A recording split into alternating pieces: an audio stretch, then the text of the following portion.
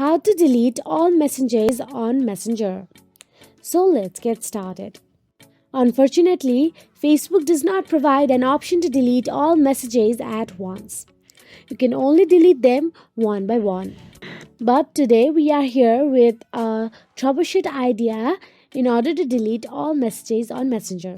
Firstly, let's do it manually. If you long press on any messages, you can see delete option available there. Simply tap on the delete and your whole conversation with that one person will be deleted. But in order to delete all the messages on your Facebook Messenger, you will have to do settings option. So now simply tap on the three dashboard option available in the top left corner. Then tap on the settings icon in the top right corner. Now scroll down and look for the report a problem option available there. Once you are inside the report a problem, you will get to see option available here.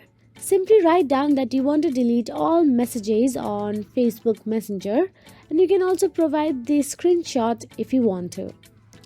After that, wait for a few days. Facebook Messenger will get back to you and send you a troubleshooting idea for your problem. If you found this video helpful, please like, share and subscribe, and thank you so much for watching.